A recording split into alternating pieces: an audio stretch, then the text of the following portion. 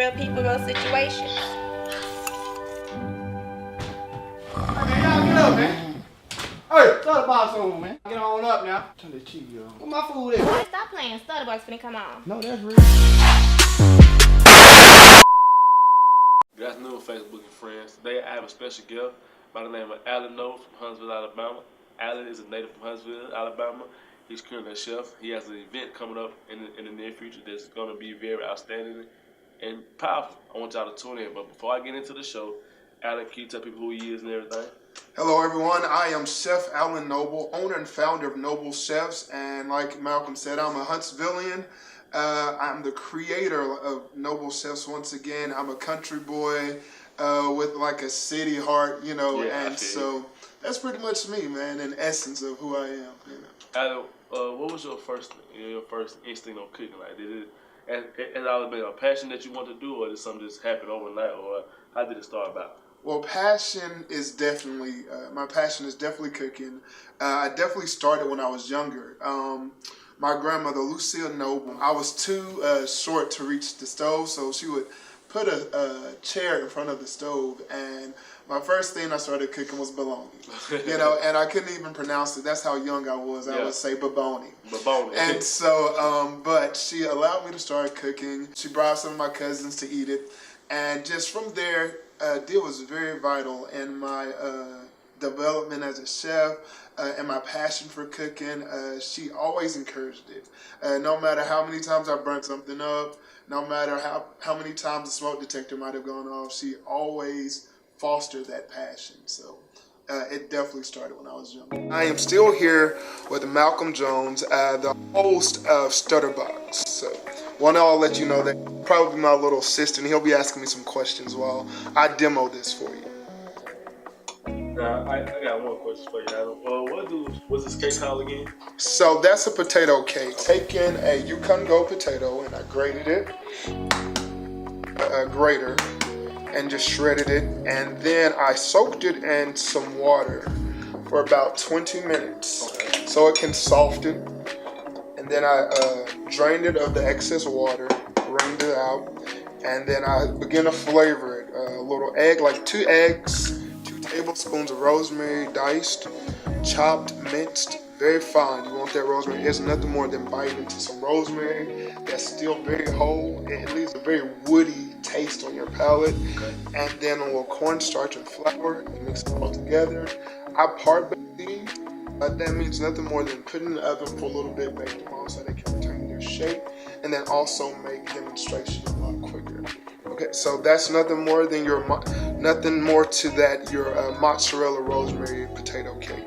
So I got another question. Yes, sir. Like, you been a chef. Like, what is your favorite cuisine to cook throughout the process and everything? I love French technique. So just to make sure the viewers know, I'm adding a few teaspoons of brown sugar into this cream. I probably put like a cup and a quarter of heavy cream, and 2 eggs, about a teaspoon of milk. I love French cuisine. I mean, French culture is where culinary really got its start, especially Southern cooking, and if you love Creole cooking, that is heavily influenced by French cuisine. You know, the French Quarter, of course. You know, Creole has a heavy influence, or French has a heavy influence on French technique and French cooking, and you really can't go wrong with it. Like I said, it's the birth of culinary. So I just blended that till I had it nice and incorporated. So you pretty much now have your French toast mixture, you know, what you'll dip your bread in. So I'm going to go ahead and build this slip.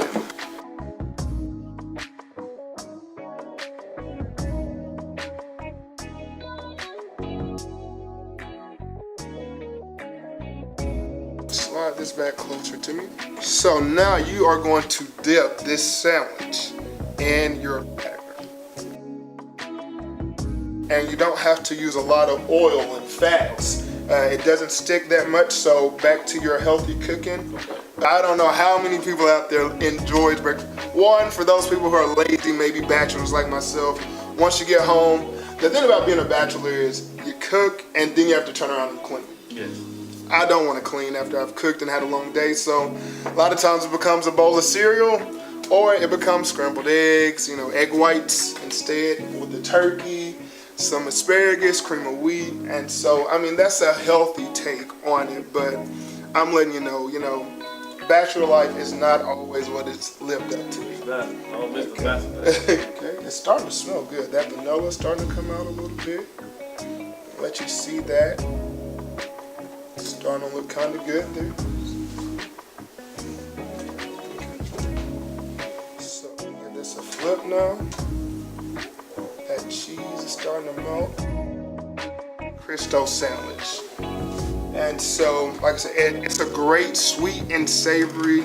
It's a brunch traditional kind of thing. You'll see it very often on brunch. Excuse my sweating. I sweat profusely, but I'm an easy sweater. Thanks for the jeans, Dad. You know, if you're watching, I appreciate it. You know, but they have to have the lights, so your boy looks good.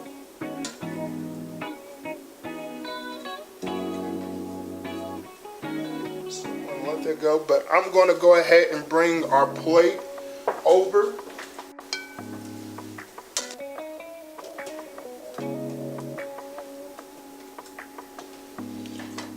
So traditionally this will be browning a little more, but I'm gonna let that sit and just slide it to the side, okay? Let that brown. I'm gonna go ahead and pour just a tad bit more oil in.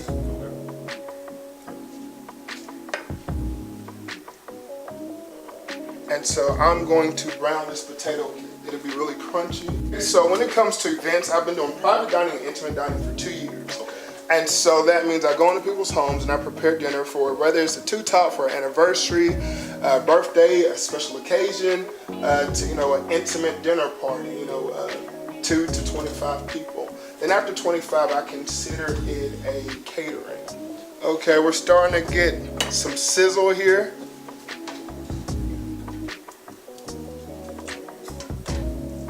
Starting to get a little color. But once again, I'm going to just do a very quick recap. The Monte Cristo batter, you had 3 eggs, you had a cup and a quarter of heavy cream, you had 3 teaspoons of brown sugar, 2 teaspoons of cinnamon, and 2 teaspoons of vanilla mixed very well. So I'm going to let it sit here a little longer. I will say a lot of times people have to try to work up their confidence around the kitchen.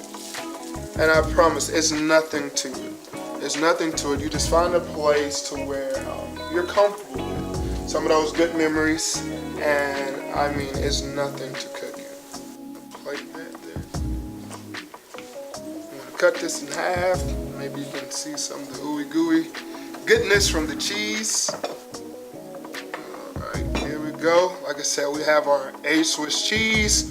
We have our chicken, ham, and this is on a French baguette.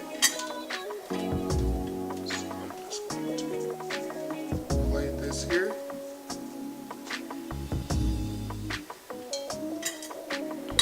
That's from Malcolm. I want to just take some green onions, just a little garnish.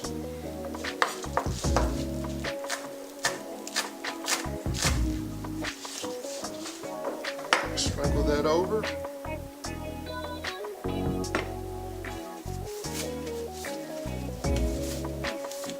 And there you have it, a very quick brunch meal. You could add a 2-egg omelet with this.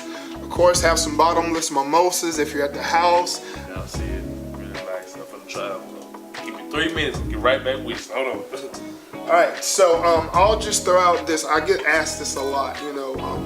How do I start? How do I start? And so you find something that's good for you. Rather, a lot of times it's maybe what you experienced when you were younger. If it's Italian, a lot of times it's heavy in pasta and sauces and different things of that nature. So usually find something that is memorable to yourself and get there. It doesn't have to be hard. Of course, we'll never live up to our grandmother. I'll never live up to Lucille Noble. Our aunts, they all have something that was just great and something they did extremely well. But you just start off, get the basics, and there you have. All right, so how do you feel about it? Well, once again, thank you for tuning in. Like I said, I enjoyed it. I'm going to turn this back over to Brother Malcolm. So no, can you tell people where can they find you on social media sites as far as Facebook, Instagram, and your website if you have one as well too? Okay, you can find me at Noble Chefs on Facebook and Instagram. Once again, thank you for having me. I appreciate it. I thank y'all for tuning in today. There's a real successful day with Stutter Box TV. Hope y'all enjoyed every segment that we had. Hope y'all have a blessed day. Stutter Box. Hope y'all have a blessed day. We out.